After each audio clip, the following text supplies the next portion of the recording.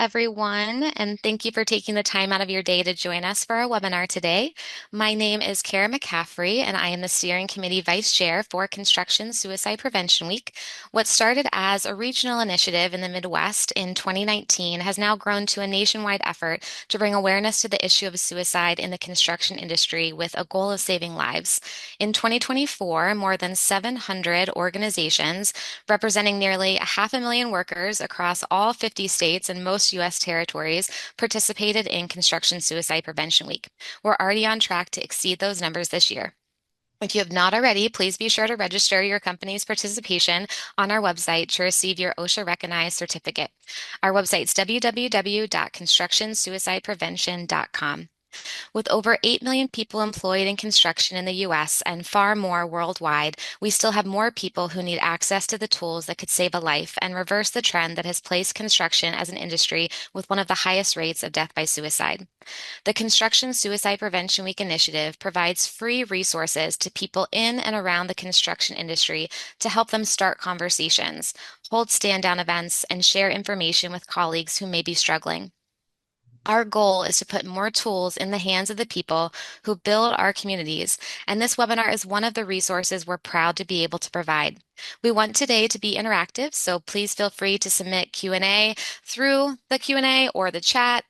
Add it in either place. We'll be looking for it. We will also be providing our contact information along with the webinar recording in an email later. So if you'd like to connect with us, we'll be providing that information.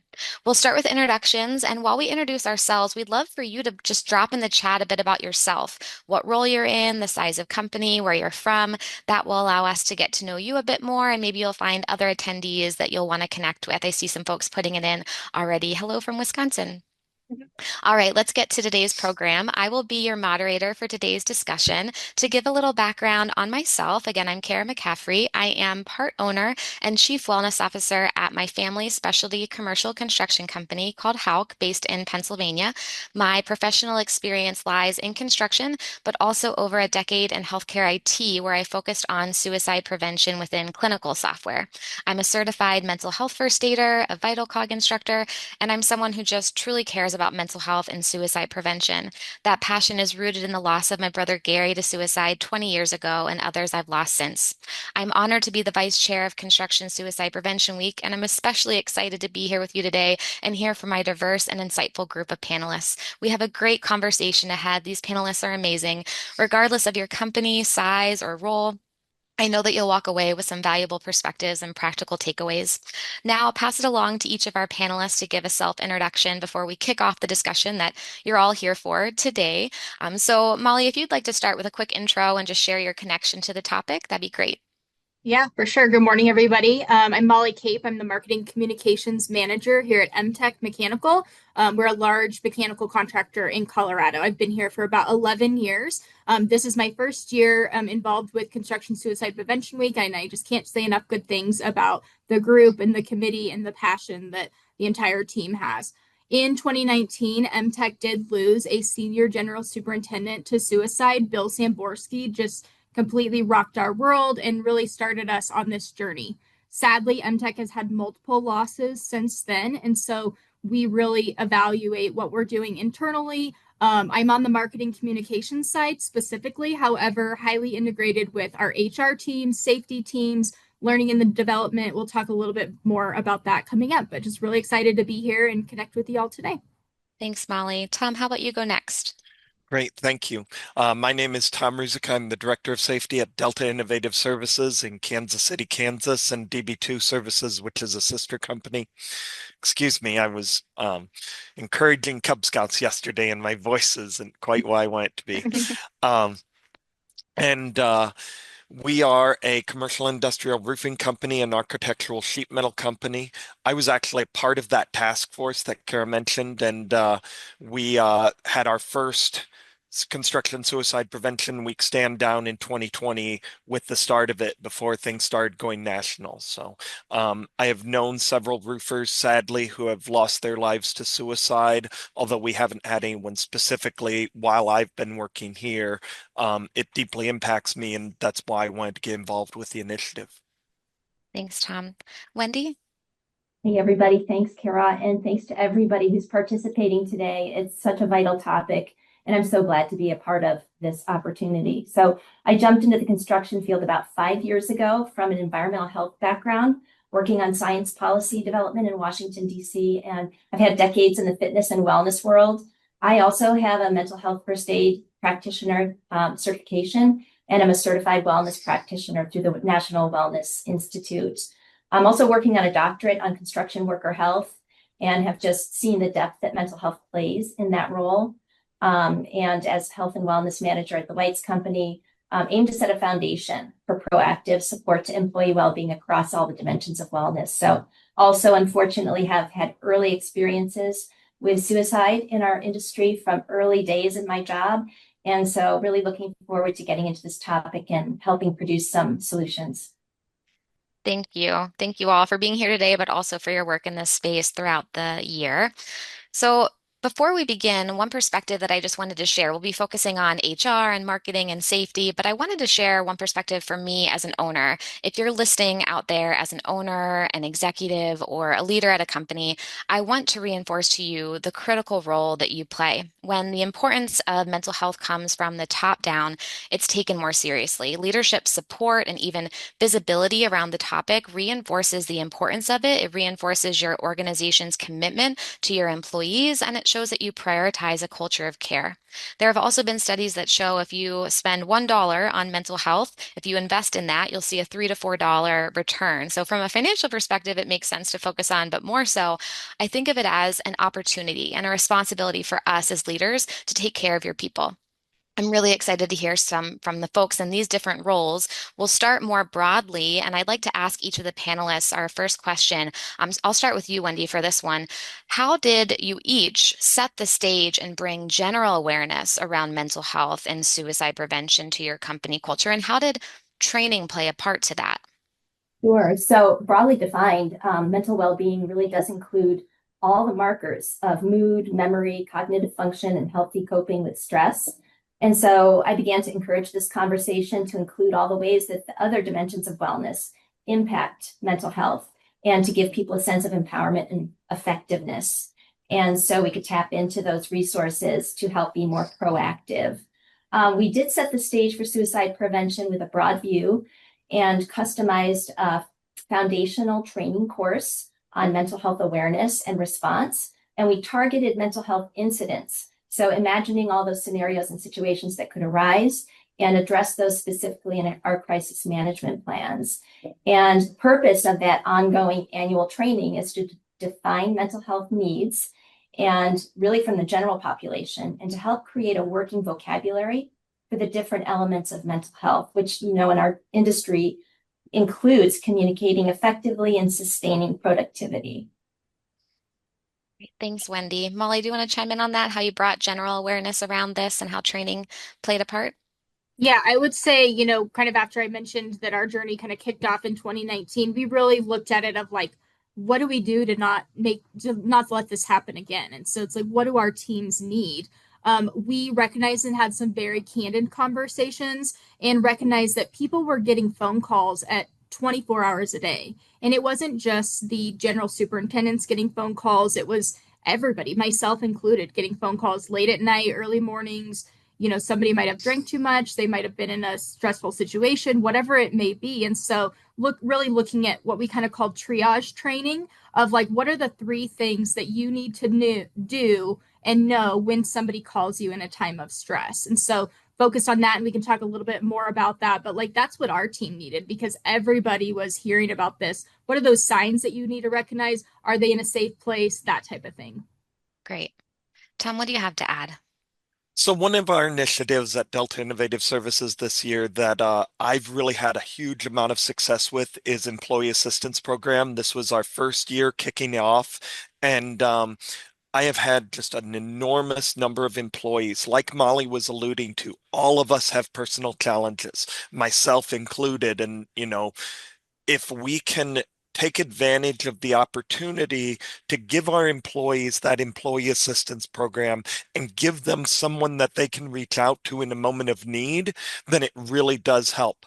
I tell my employees, better than free, it's already paid for through the company. So, whether it's substance abuse or any kind of an issue that you've got, then you can go to them for help. That's great. And you've had such great success with your EAP too, with people using it. Yeah, we're at like 22% utilization as of May in my last report. So it's really, really been a good opportunity for our employees. Yeah, for sure. I think bringing that general awareness and talking more about it and training people, especially training, just shows the importance of it and really helps you integrate into a culture of care. For HALC, we do a lot of Vital Cog instructing. So Vital Cog is suicide prevention in the workplace. That's a training that we came up with. We didn't come up with it. I can't take credit for Vital Cog, but we came up with doing it for our company, and it's something that we find value in. I think anytime you prioritize training just shows the importance of the topic. So let's dive in a little bit more specifically into the three areas of focus for today's webinar. So we have Wendy from representing human resources, Molly from marketing, and Tom for safety. I do want to just take time to mention that none of us are, well, Wendy has some clinical experience too. I know you have different certifications, but most people are not therapists. They're not clinicians. They're not mental health providers. I'm assuming that many of you in the audience are not mental health providers yourself. And so the people who are delivering this message and trying to communicate awareness and resources in the construction industry are typically not mental health professionals. It's important for us to have these roles who contribute to this. You don't have to be a clinician. So we hope that you can take away something in each of your roles. But even if you're in a role that's not one of these three, try to take something away that you can do in whatever role you are, because you don't have to be a clinician or a therapist to make a difference in someone's life. And we'll get into some of how these roles do that. So, Tom, I'd love to start with you in safety because safety first. We all know that we always want to prioritize safety in construction. So, tell me a little bit about how you think, in what ways you believe a company's safety department is uniquely positioned to help prevent suicide. Thanks, Karen. First off, I want to really say that I appreciate everyone being online today. It's exciting for me to look down the chat list and see people from all over the country, Nevada and Georgia and all over. So, yeah, to answer your question, three different things that I want to highlight. Number one, caring. Number two, infrastructure. And number three, employee access. In terms of caring, many of us got into the safety profession because we really do care about our employees. We don't want to see them get hurt or killed. And so, from my standpoint, it's great if we can take that enthusiasm and apply it to the mental health type space. And everything else that we're going to talk about today hinges upon the fact that you're a caring human being who's there for your employee. Don't worry if you don't have any mental health training or something like that. It was only this year, to be honest, that I did my first mental health training with Vital Cog.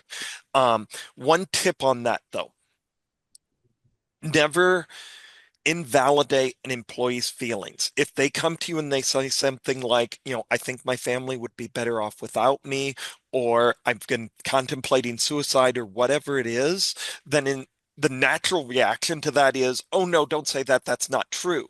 And even if we believe that, or even if we know, it helps you more to be able to dig into that and to be able to say, well, why do you feel that way?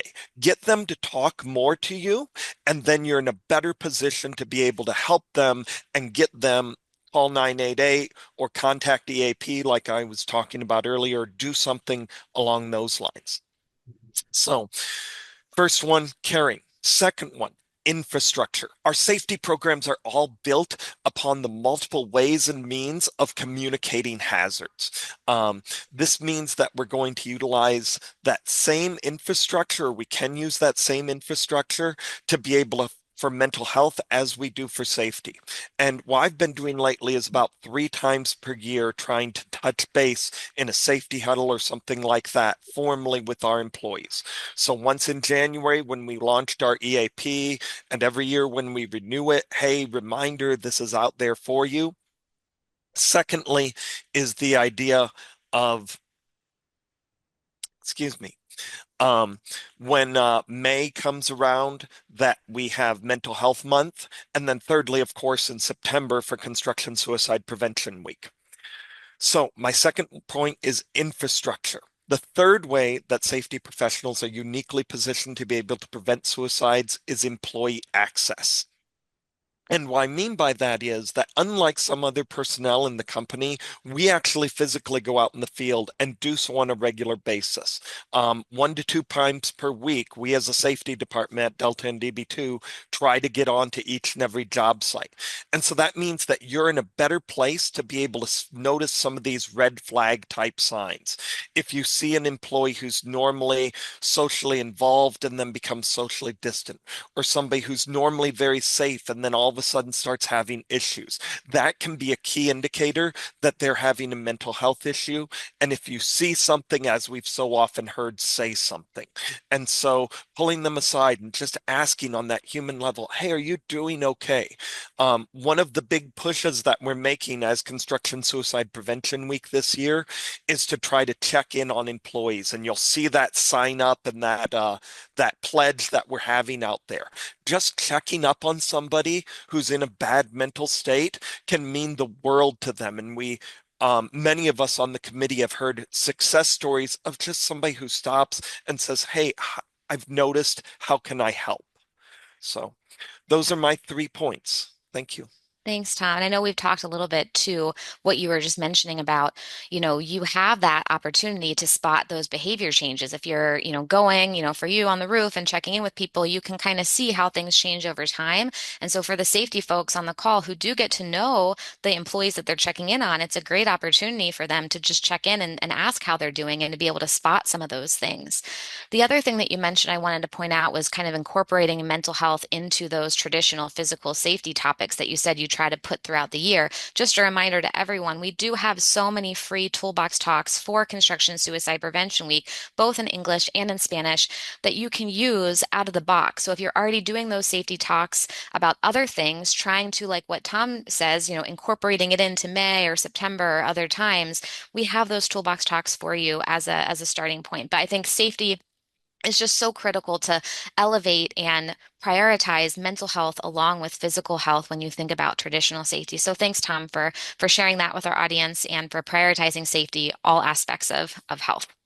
I think Absolutely. also as it ties into safety, suicide and the rates compared to the fatal Oh yeah, four that we think about, falls, electrocution, struck by an object, those types of things. Suicide is much higher than all of those combined. So it's like yeah, spending time and justifying that to your company of like, hey, we're going to start by talking about mental health 4 times a year. And maybe it kind of flips the script a little bit. I know that yeah, our safety team, like you, are very in touch, and like you talked about access, like with our team members, they get that first point of contact 9 times out of 10. And integrating that into toolbox talks, like you said, or we have weekly safety inspections at MTech, and they're talking now about, you go through your checklist. Yes, the ladders look great, this, that, and the other, but adding a mental health section at the bottom of like, how is your team's mental health this week on a scale from 1 to 10? Like, what are you noticing? It's like, oh, we're having somebody that's having a hard time with such and such. Like, you don't have to get into the details, but just having that purposeful part of that Yeah. inspection. Molly is absolutely correct. And for those of you who aren't aware, an employee is 5 times more likely to die by suicide than they are by a workplace accident. And that yeah, just, it terrifies me because, and I can tell you right now, I've been in this industry. I have seen many, many different employees get hurt. I've fortunately never seen a fatality from a fall, although I know how common that they are. I have known at least 3, maybe 4 roofers who have died by suicide, though, in my 16 years that I've been here at Delta. And that's just terrifying to me. And so yeah, that's why I'm trying to put my efforts into this, is because the bang for the buck is really there in terms of helping to save lives. yeah. Definitely. It really stresses the importance of why we're all here today to talk about it when you think about some of those numbers. I was just sharing that stat with someone before this on a meeting that I had, and it is scary, but that's why we're all here doing this work. And how can we incorporate mental health alongside traditional safety is a good starting point. Thank you, Tom, and thanks, Molly, for adding on. How about we transition now from safety and move into the HR side of things in the HR world with Wendy? Let's talk a little bit about policies and procedures.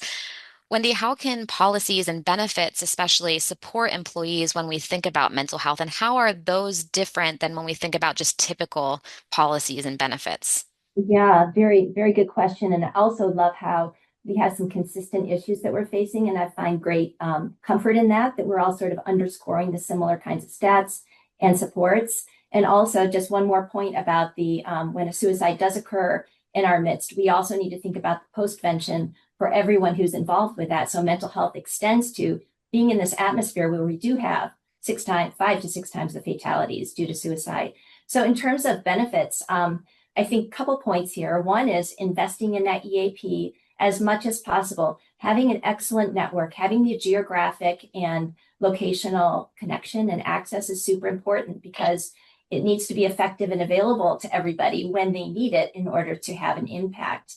It's just such a vital role. And so as we know, that EAP good service often includes family supports, financial supports, legal tools and supports. And so how often are those issues the things that are causing someone to feel like they just can't go on anymore? It's when these life issues mount up and accumulate, someone needs a vent, they need someplace to go. So the more that we can prevent and let people know that these things are available when the sun is shining, right? And continue to build our vocabulary, talk about these things, they're more likely to go to them. So our benefits administrators, right, are critical oversight for keeping those accounts and those contracts in place, for scoping out the services that are going to be the best for our given circumstances. But no matter where you are in the EAP space, there are plenty of community resources as well that you can tap into. Our unions have counseling supports and benefits provided. So tap into every avenue. It may not be a perfect spread. It may not be that perfect connection, but try to make the most of that. And if there's somebody who can help you oversee those services, all the better. I'm in a fortunate position where we have a great benefits administration department, and I focus more so on promoting those services. I also wanted to say that as we compared our notes on EAP utilization, I wanted to underscore what Tom was saying.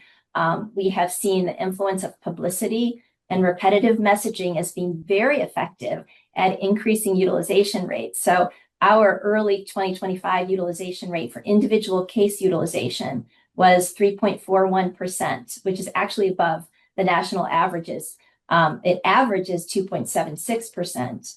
But in one quarter of 2025, we saw case utilization, and that is just individuals accessing the program, tick up to over 10% because our CEO had shared a personal story in an all-company meeting. And so we know that these are very highly influencing, and think we just encourage you to do so. The second point I'd make is that this mental health support space is very unique because there's a difference between simply coolly referring someone to a benefit and doing that in the ideal, warm, caring work environment.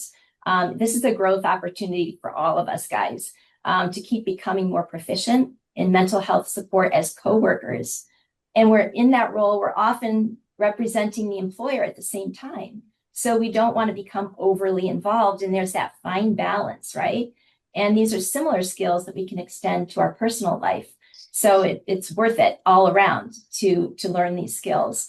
What are the boundary lines? I find that in our industry, we tend to err on the side of being super caring, super involved, and we want to leverage that good intent into appropriate action, which is one reason we have this decision tree in our crisis management protocol, which I'm happy to share with anybody. It helps us sort of discern what's going on, what is the situation. I love the points you were making, Kara, about that. And how do we figure out the best way to refer and direct this person and support this person in the moment without overstepping. I also wanted to share a caveat, and these are the words of our HR VP and Communications Director, Krista Robinson. In the case where you're interacting with coworkers or supervised staff about mental health scenarios or personal matters, and that is this boundary. Your conversation's private and held in confidence, unless there's a risk of harm or legal obligation, in which case I need to take appropriate action to ensure safety for the company and support for you. So again, we're all practicing this boundary line, but that's maybe a nice start alongside that pre-incident education. And that's going to encourage people to use those benefits that are available, like the EAP, family medical leave, work comp supports, many others. Yeah. And speaking of work comp, Tom, I think you deal with workers' comp too in relation to this. Do you have anything to share from that side of things on policies? Yeah, absolutely. I've worked with many work comp guys over the years, and it's a very stressful time because depending on the situation, your wage can be affected. Obviously, your health is affected, and it's a time when your mental health is really in jeopardy. And so, keeping an eye on them in particular and touching base with them more often, keeping in mind your EAP and that might be able to help them, and they can utilize that without you and it's completely confidential. And so that's something to remind your employees of that, if you don't feel comfortable talking to me about it as your employer, go off and seek help through EAP because that way then you can get in a confidential way. Yeah. Okay, thanks. Wendy, back to you about digging into benefits. I'm curious. I know we've talked about kind of all aspects of wellness too. It's not just mental health, but in general, what is an outside the box benefit that either you at the Whites Company or, maybe you've heard of a company doing? What have you heard of outside of the box benefits happening that you might share with the audience? Yeah, so wellness is obviously often viewed as a benefit. We do have a great volunteer wellness team in our company, and they're embedded throughout our organization. And alongside HR coordinators within every business unit, they help to distribute information. So I wouldn't say this is necessarily a benefit per se, but it's a way of implementing and distributing word and getting more conversations out there that include building on mental health awareness whenever we're talking about the distribution or connection to a benefit, whether that's work comp, family medical leave, medical benefits, et cetera. We try to integrate those ideas of mental health as well. And the second thing I would say is that we are currently in the process of sort of doing an inverse referral process with our EAP so that when the EAP is working with an individual employee, they are able to specifically refer back into the organization for things like if they realize that there's a work comp issue at hand that the employee hasn't discussed with the employee with their benefits people yet, that they can connect back to that. And just so that employees have another avenue of knowing who in their organization can help them in a certain situation. Yeah, that's neat. I think the thing that you just touched on too before that was the wellness committee. I think some of us, I think Molly, you had mentioned MTech does a little bit with other people. We have a wellness committee at Hauk. I think getting other people besides just you who care about the topic and kind of scatter it out throughout different departments can be really helpful because then it does have more representation from just one person, let's say. So I think creating something like that at your organization with people who care about it can be a good step. Molly or Tom, are there any other outside of the box benefits that you have seen that you want to share with the group to think about? I So think, one, even going back to the EAP, sorry, thanks, Tom.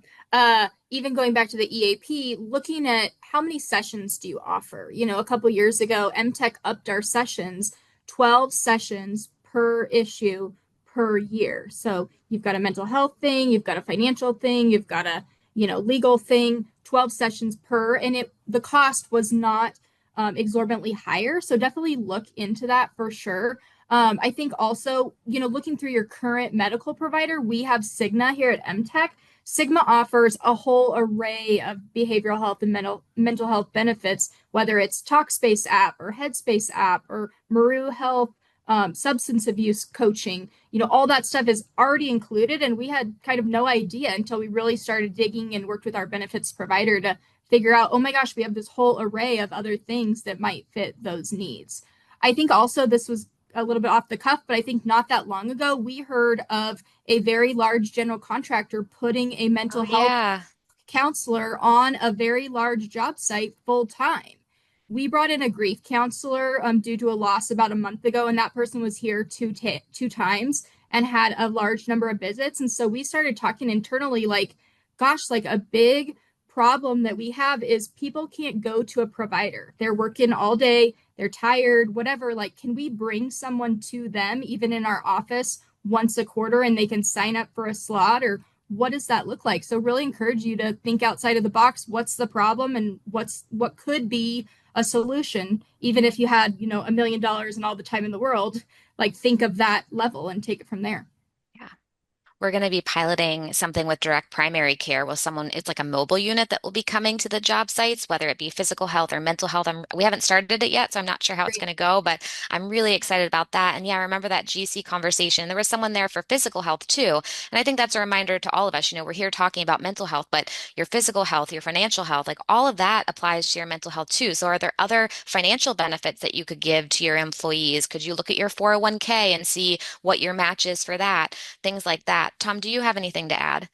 Yeah, one of the things we do right here at Delta Innovative Services, that I actually had 4 employees sign up for this morning, and I was out on job site, is our boot program. And we offer a 50% subsidy on a specific pair of boots, and it has literally every safety feature that I can find on the market.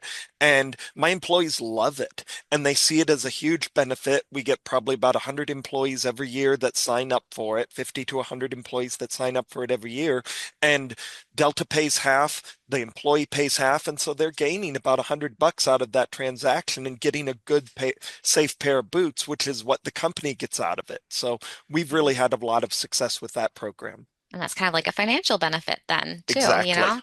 I've heard of some companies, we do like gym membership reimbursements. Like what can you reimburse folks for that will help them in their own financial thing, but also, improve their health or their safety is a good idea.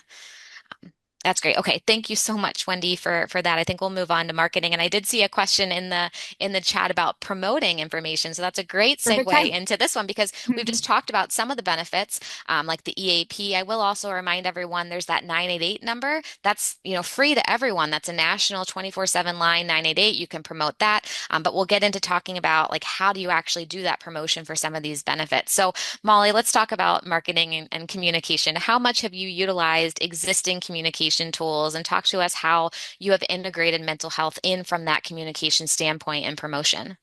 Yeah, so I think to preface this too, like you saw in my bio, whatever, MTech is a team about 650 folks, but we are a very lean support team. So currently I have two on our marketing communications team. So you think of marketing as a business revenue function, but I'm not really talking about from the communication standpoint of this, especially with internal comms. So I know some of you are very large companies, some of our small companies. So first thing I want everybody to do, regardless of your role, is to kind of take an audit to look at, we send emails once a month. We send emails two times, every other week. We send text messages to people. We have an intranet. We mail home. You might still be in the realm of mailing home pay stubs to everybody. Like, can you put an insert in that? So my big tip here is integrate, don't add on. Don't make it another thing for your teams to do, but really take an audit. What are we doing right now to communicate about anything?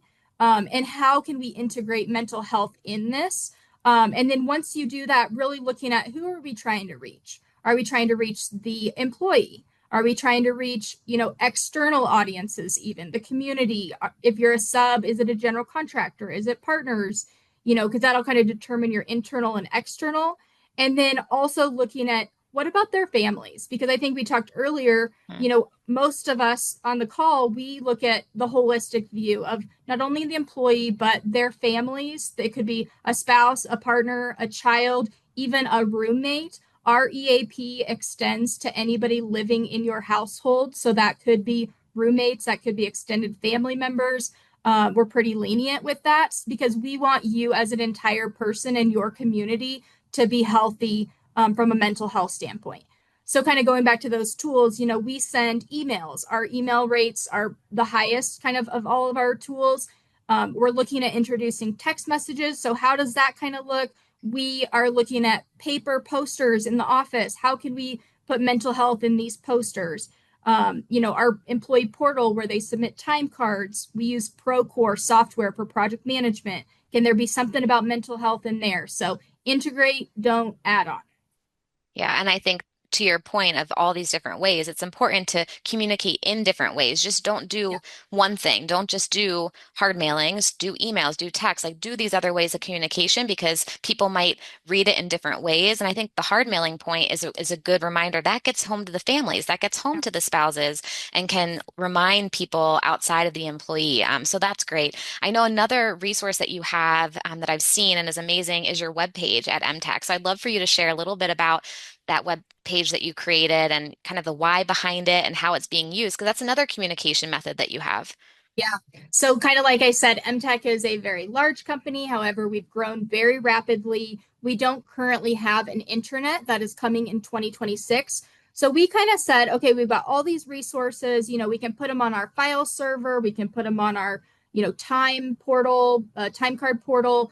But like, what about just creating a web page? Like, is any of this information proprietary or is it specific? When they go to Cigna's website, they're going to have to log in. So they're going to be, a gatekeeping of that sort. But we're like, let's just put it on our public website. This is a big initiative at MTech. It's a big focus for not only internally, but external in our communities. And so we post a lot of our kind of general benefits there. And share it with partners who are like, hey, what are you doing for mental health? Or hey, we just had a loss, or whatever it may be. And so we created this space, which is really like a link tree per se of here's just some of our benefits and resources and links. And it's a good, short URL. Our employees all know that our website is mtechg.com. So slash mental health, and it's all kind of right there. So And you put that in the chat. So if anyone wants to look yeah, at that you want to website, you have check it it out. there. Yeah. Another company that has a great website on mental health that I know of is Meyer and Construction in Wisconsin. And Bruce, I see that you're on the webinar. So if you can put in the link for Myron's website for Meredith, that'd be great. That's a great one too. I think having it on the company website too just shows the importance of it, both from an internal perspective, but external and impacting the community.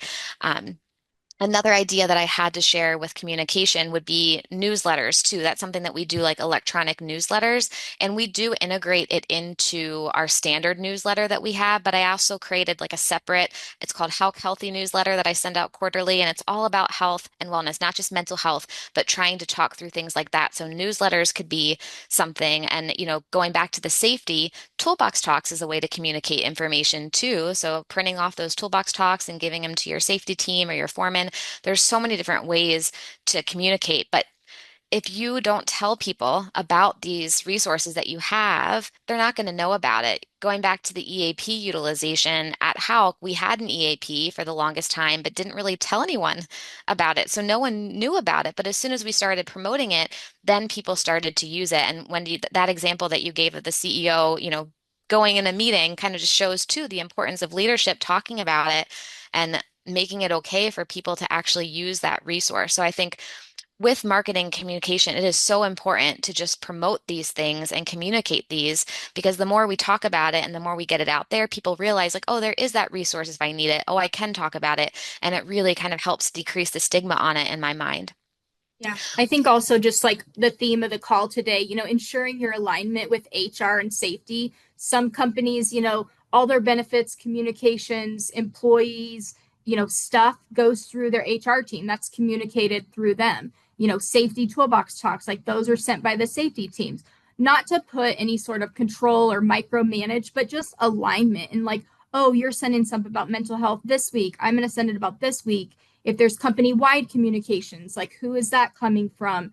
Just don't, so it doesn't feel siloed or disconnected. I think Yeah. also for those of you who might be younger companies who are looking for like, how do we get this started? Looking at what already exists out there, like Kara said, we have tons of resources on the construction suicide prevention website, but also mental health month is in May and suicide prevention month is in September. And the suicide prevention week is also in September. So those 2 months, about 4 months apart, are a good starting point and lots of resources out there to kind of guide your message and guide your conversation as well. I think the last piece of marketing communications that I would suggest would be to look at the language that you're using as well as words or phrases that might feel natural to your companies and your teams. We use team members instead of employees. Looking at clients instead of customers, or just how does that align with your suicide prevention messaging? I think some of the messaging even goes to safety. We've been starting to talk about psychological safety. Um, some of those topics might be a little bit taboo at your company. So it's like, where do we stand in this language method and what is our voice behind that? So just starting to ask those questions and where do we stand, and are we very proactive? Are we reactive?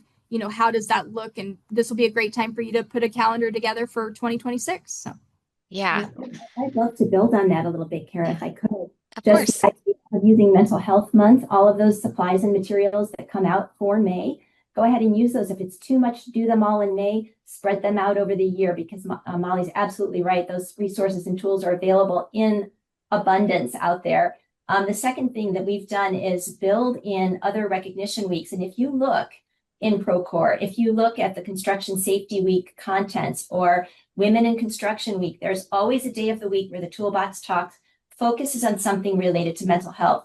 We take that and we expand that out and really focus and make sure people know that that mental health message comes through, just building on what's already available. And we also do that in December. We have a great tradition of the 12 days of safety at the White's Oh yeah, I Company. love that. That one of those days is mental health focus, especially around the holidays when that stress can get boosted up. This just builds teamwork and trust. Yeah.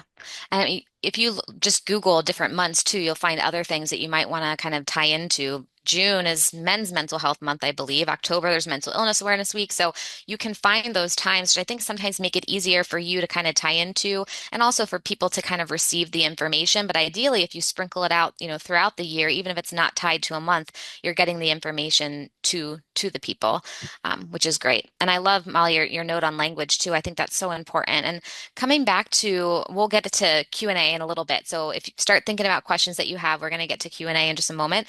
I wanted to go back to how you work between the departments because Molly, you touched on this already a little bit about how not duplicating. Don't you meet regularly with these different departments? Can you speak a little bit more about how you work together with all the different departments? And then Wendy and Tom, if you have anything else to chime in, feel free. yeah, we definitely meet on what I would say a regular basis. I mean, we're always in communication about something or other, but purposefully, I would say every other month we're meeting just to say, like, hey, what are we planning for this month or next month or in the next quarter, especially around those weeks. Mental health month is a really big deal for us at MTech. We've had lots of different themes, and we did this year's theme was Tough Enough to Talk. A couple years back, it was Stomp Out the Stigma. And so that's a whole effort between all three groups. We have something that we implement, which is maple syrup for mental Oh yeah, health. the pancakes. Feel free to feel free to share that. We always joke that food is our love language at MTech. So maple syrup for mental health. We get out there on job sites, we feed them breakfast, and then we talk about mental health or do short activities. And so that's really a collaborative effort between all of those departments. So that's kind of what it looks like for us. We join in on the fun and divide and comfort. And I think too, we're at different levels. Safety really is out there every single day. HR is supporting people on a global perspective, can kind of talk about the weeds of, hey, you have a crisis. They're the ones getting most of the crisis calls from a field manager, and like, what do I do? Where do I take this person? And they can dive into that versus, I am starting to get more and more calls just because of involvement, but just from an overall communications and I think caring perspective too. We all really integrate and work together. Wendy or Tom, anything to Yeah, add? one thing that I want to throw in at this point in the conversation, some of us have bigger companies like MTech. Delta's definitely grown over the years. I know what it's like when I was a safety professional. I was like the first one out there who kind of tried to go out and bring some messages to employees. Start small, try to build off of. For me, when I brought this out first, it was really helpful to be able to just be able to state, this is Suicide Prevention Week, and that's why we're talking about it. And it helps to reduce that stigma because if you know that everybody in the whole country is talking about this week, it really helps. But if you can just start with something and make an improvement on your program, regardless of where it's at, then that's a big advantage for your employees in terms of their mental health. Yeah. Even if it's something small that you do after this webinar, even something small could be that one thing that someone needs to get connected to help. And so even if you don't have large departments who all work together, like, yeah, thanks for for sharing that, Tom. Wendy, do you have anything else to add about how you work with the different departments before we move in to our last piece? very briefly that one of the things where we really do collaborate a lot is when there is an incident and making sure that we're communicating well. I think we all do this, right? When there's something that happens and we have to address, but that's from the top level of the executive team, making sure that those all the stops are pulled up to address things, to our communications department, to just the confidentiality aspects among the HR team, and then on-site response, right? Getting out there for postvention and things. So we sort of hand that baton around during that time. Thanks, Wendy. All right. So what I'd like to do next before we move into Q&A is just ask you each for a key takeaway or some final thought to share with the audience. And then as the audience, if you want to start thinking about your questions, feel free to put those into either the chat or the Q&A. We're going to spend the next 10 or so minutes answering any questions that you have, diving deeper into any topic that we talked about, or if we didn't talk about something that you wanted us to and you want to know how we handled it at our role in our organization, please do so. I think I'll start with my key takeaway is just don't start from scratch. There are so many free resources out there. You don't have to be a mental health professional. You don't have to be trained necessarily to start this, but use what free resources are out there. And also, I want to mention something in the chat that Mandy put in from AGC. They have a lot of they have training that you can do as well. And it is important for us to do that training. Even if you're not trained initially, continue to educate yourself and learn more about mental health. And they have training. Look at our website. CIASP has great resources and free training as well. So there are so many organizations that are doing great, important work that you can kind of tag along and use their training, use their materials. You don't have to start from scratch, I think is my main takeaway. Molly, how about you go with your key takeaway? Yeah. I think what I had said earlier about integrate, don't add on. Look at what your firm is already doing. Don't feel like, oh my gosh, this is another huge lift that I got to create this whole initiative and program. Be like, hey, we have these emails that go out every other week that are very successful. How can we integrate mental health in there? Or, hey, it's really important for us to reach the family of the employee. So how do we reach them? Do we opt them into our emails somehow, or do we send something home so that they receive that? Is that maybe even in another language? We have a lot of Spanish speaking team members, and so their families, like we're looking at, do we translate, certain things throughout the year that really pertain to some, tough topics? Yeah, thanks for bringing up the language piece too. Tom, what about you for a key message to share?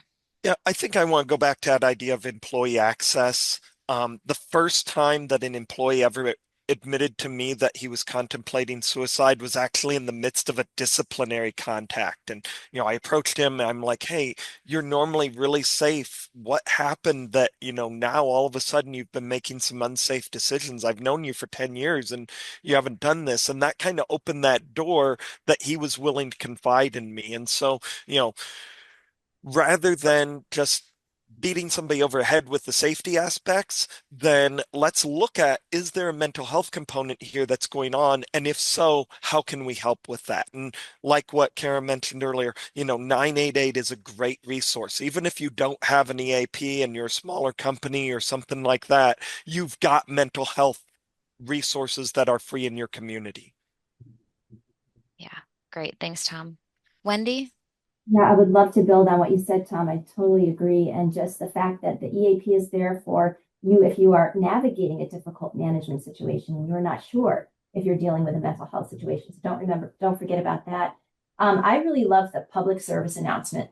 Just generally making the announcement, look, guys, if you're experiencing stress or interpersonal conflict, remember it's normal to cycle through different levels of coping with this. Just normalize this conversation, bring it up. Maybe something from the webinar today you can bring up and say, hey, in case no one mentioned it to you, we talked today about the strengths that everybody brings to the job. I really see this in you. But hey, if there's anything that you do need support with, you know that we're here. Public service announcements. And then just finally communicate with compassion and consideration of the stress load. I think that we get so good at handling a lot of stress in this industry that we often just lean into that and let it roll. And I think there are opportunities to sort of avoid unnecessary stress. So just be aware of that. And if there's any room for kindness with people, just give it, Yeah. right? Yeah. Thanks, Wendy. All right, thanks for those key messages. Let's move into the Q&A time. So again, if anyone has any questions, please put them into the chat or the Q&A. We're monitoring those. It looks like one question has come in so far, so I'll read this off to the group. Has anyone implemented training programs for certain employees who can be identified as someone safe and a resource for employees to reach out to? Anyone have anything to share that you've done at your company for that?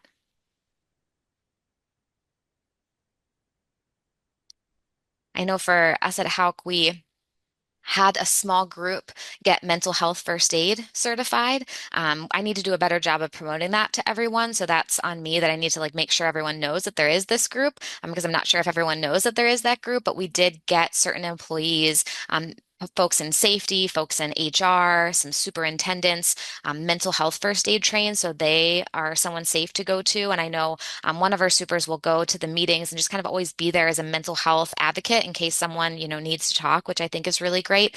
I did mention about the Vital Cog training, but we do have kind of a core group, especially the safety and the HR folks. And we've trained some payroll folks too, because sometimes people will call in with concerns or stresses about, their finances. So then, could they be trained to spot things too?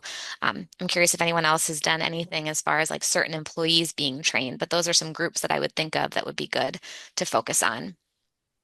We have done a couple of sessions of the mental health first aid for select sites, but I think this is an excellent question and something that's sort of the next level, right? The next frontier of training, which is the peer training, making sure that we have those mentors amongst the ranks. Yeah.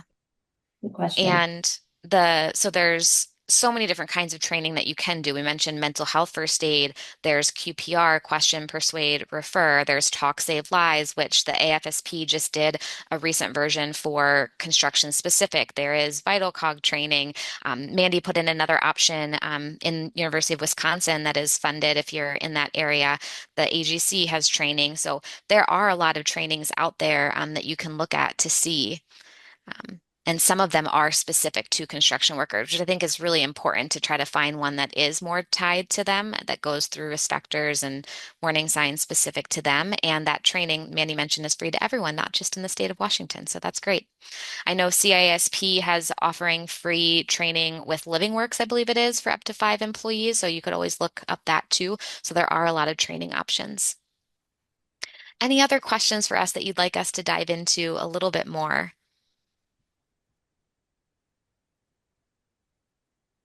Oh, I love that. Crystal just mentioned in the chat they created a team called the Ajax Warriors. Any employee is allowed to join, and part of joining is getting certified in mental health first aid. And they also offer a class for suicide prevention. I like that, the Ajax Warriors. Yeah, and I don't know, Jay Suits or whatever who asked the question. I know that when we went through what's called the HOPE certification, it's an Oh yeah, that's acronym HOPE. A big part of that was looking at a peer support program and trying to build that internally. If you reach out to me, my contact information will be at the end. I can kind of share a little bit about some examples that they referenced in there. We have not done that yet at MTech, but like Kara mentioned, we do have a mental health committee that plans events and is really kind of our boots on the ground. So we have one person on our service team, one person in special projects, myself, HR training, project manager.